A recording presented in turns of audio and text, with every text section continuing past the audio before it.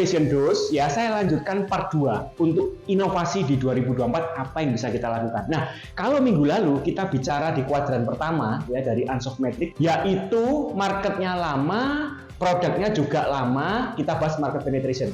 Itu ya, kalau belum lihat minggu lalu, cek untuk yang part 1 minggu lalu ya. Nah, minggu ini saya akan bahas terkait product development. Apa strategi product development? Product development adalah kalau kita mau berinovasi dengan cara, Pak, saya mau bikin produk baru di 2024. Tapi Pak, saya mau coba ke pasar yang lama. Saya nggak berani penetrasi ke pasar yang baru. Tenang teman-teman, kita bisa melakukan strategi product development dengan 3C yang melengkapi. Apa saja 3C itu supaya kita bisa lakukan inovasi di product development. Mari kita simak penjelasan Weekly Innovation Dose di part kali ini. Teman-teman semua, C yang pertama disebut Market Captivity Strategy. Nanti C yang kedua, Price Customization Strategy. Dan yang terakhir, AMC Convergence Strategy. Saya akan kupas satu persatu ya. Yang pertama disebut Market Captivity Strategy. Captivated, tertawan, begitulah teman-teman bahasanya ya. Market yang sudah kita tawan, yang market share yang kita udah pegang, database-nya, loyalitasnya semua, customer itu udah kenal baik sama kita. Nah, itulah target utama kita ya. Kalau kita punya produk baru, kita harus utamakan mereka dengan cara apa? Nah, yang pertama adalah cross-selling strategy. Nah, cross-selling teman-teman. Yang namanya customer, kalau biasanya pesen A, tiap kali order pesen A terus. Kita kadang, Pak, coba dong produk baru yang B ini, siapa tahu Bapak juga bisa jual, atau mungkin Bapak suka juga ya. Nah, udah saya yang A aja. Teman-teman, tugas kita adalah meyakinkan customer, mengedukasi mereka, supaya mereka juga mau jajal ya, mau mencoba produk B yang baru yang kita pasarkan. Tentunya ya kita nggak bisa hanya mengedukasi, kita juga harus memberikan banyak contoh, banyak testimoni, banyak kesan-kesan supaya si customer ini juga mau akhirnya mencoba produk B. Dengan cara demikian omset kita nambah loh ya. Lupa nanti mengkanibal nggak ya kira-kira, dia sudah belanja suka yang baru, yang B ternyata dia nggak belanja A yang lagi. Nah teman-teman, lakukan inovasi yang komplementari. Jadi yang bukan substitusi. Kalau produk inovasi yang baru kita lakukan substitusi, menggantikan yang lama, otomatis yang lama nggak pesen lagi. Podo wae, omsetnya kantong kiri, kantong kanan ya. Tapi lakukan inovasi yang sifatnya mengkomplementari ya produk A yang dia suka supaya dia beli lagi di produk B. Dengan demikian omset kita bisa naik. Nah yang kedua adalah bundling program. Nah ini menarik teman-teman. Ini kata bundling sudah umum ya. Sekali langsung dibundling harga lebih murah kalau beli dua-duanya. Ini strategi yang kita bisa lakukan. Tapi tentunya bundling lah program-program bundling kita, yang mana produk B, yang produk baru ini kita selalu numpangkan ya. Istilahnya numpang, kalau misalnya customer sukanya beli produk A terus, nah sekali-kali ditumpangin dengan harga, khususnya harga spesial, harga perkenalan ya. Kita bisa lakukan strategi bundling ini dengan lebih masif, lebih intens di 2024. Oke, teman-teman semua, itu yang pertama ya, yaitu Market Captivity Strategy. Captive, tertawan, kita juga perlu memberikan atau mengenalkan produk baru kita ke mereka-mereka. Nah yang kedua adalah price customization strategy. Apa itu price customization? Yang namanya produk baru ya, orang kan masih belum berani beli, maka harganya kita juga harus sesuaikan dengan kapasitas dari pembeli, yaitu orang-orang lama yang kita udah layani ya, secara custom. Jadi misalnya kalau teman-teman, saran saya bikin produk baru jangan cuma satu.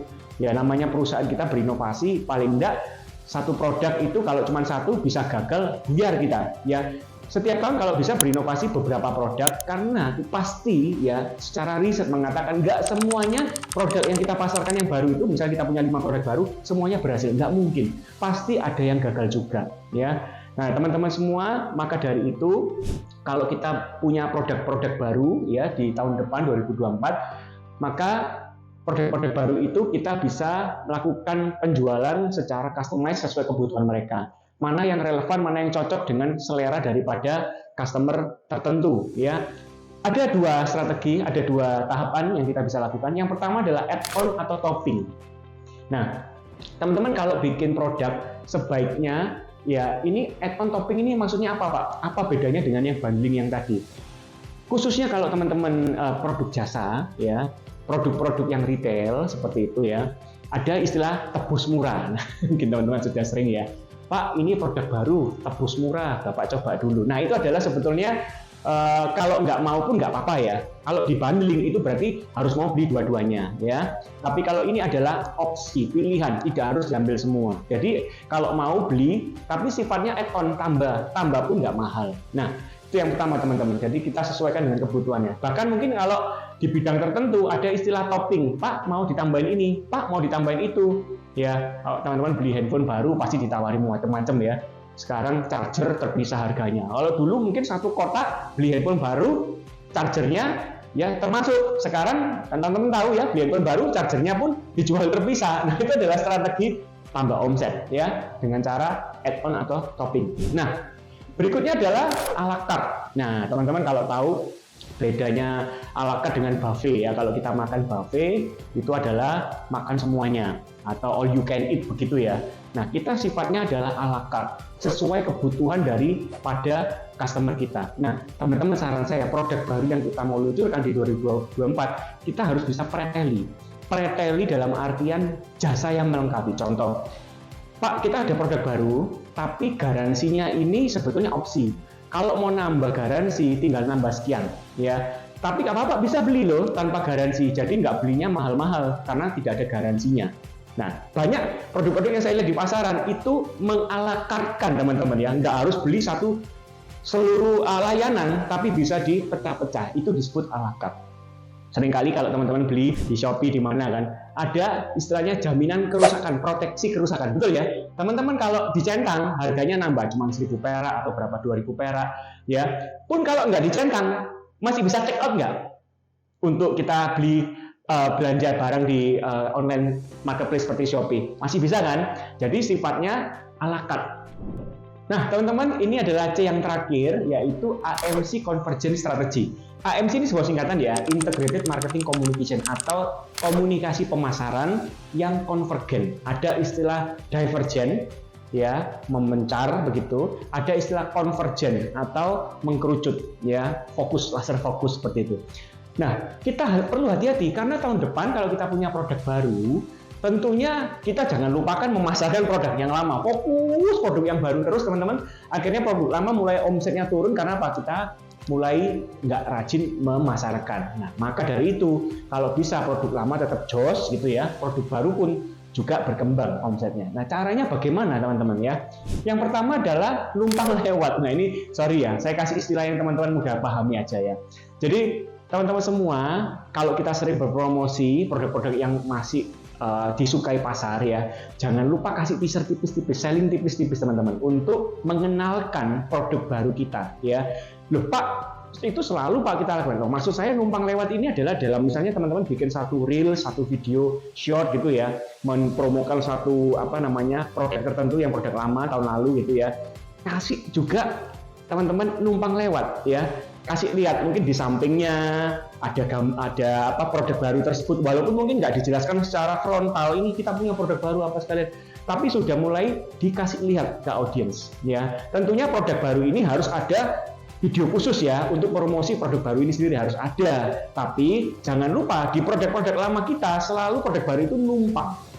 Nah, supaya orang bisa tahu bahwa kita punya produk yang baru. Oke, teman-teman semua, berikutnya adalah sampling atau free trial. Bahwa customer itu seringkali hanya produk-produk itu aja yang disuka. Maka kita perlu, kalau dia nggak mau beli, wes rapopo teman-teman, kasih aja sampling, kasih free trial biar dia coba. Tapi kalau dia suka, mau lagi, ya harus beli ya. Jadi sebetulnya idealnya kan yo beli kan gitu ya. Cuman karena produk kita nggak mahal, hati-hati teman-teman. Pak, beli, kita mesin 20 juta kasih free trial, gimana Pak Sandi? Nah, teman-teman, nggak bisa. Nah, makanya kalau nggak bisa di sampling ini kita kasih cuma-cuma ya. Maka kita kasih free trial. Free trial ini cuma coba ya, free seperti test drive kalau beli mobil baru ya, teman-teman, supaya kita bisa mengkonvergenkan semua komunikasi pemasaran kita ya. Sebagai contoh, kita misalnya ada produk, teman-teman semua mungkin di bidang mobil ya, ada Innova Ribbon. Nah, pada waktu kita melakukan komunikasi produk Innova Ribbon ini, jangan lupa numpang lewat tadi, ada sedikit teasernya. Dan setelah test drive Innova Ribbon, kan sudah tahun lalu Innova Ribbon ya, teman-teman jadwalkan, Pak, sekaligus saya siapkan 2 mobil hari ini, Ribbon dan produk yang baru, supaya Bapak bisa jajal dua-duanya. Nah, teman-teman, itu adalah contoh free trial yang kita bisa lakukan. dan sales juga harus mengedukasi customernya, karena sales ini kadang ingetnya product knowledge itu aja ya, harus belajar product knowledge yang baru supaya sales juga powerful saat menjelaskan produk baru itu ke customer. Itu aja teman-teman, ada 3C ya, masing-masing 3C ini adalah komposisi dari kita melakukan strategi product development strategi dari Unsoftmetrics. Itu aja part kedua minggu ini, kita jumpa di part ketiga minggu depan. Bye.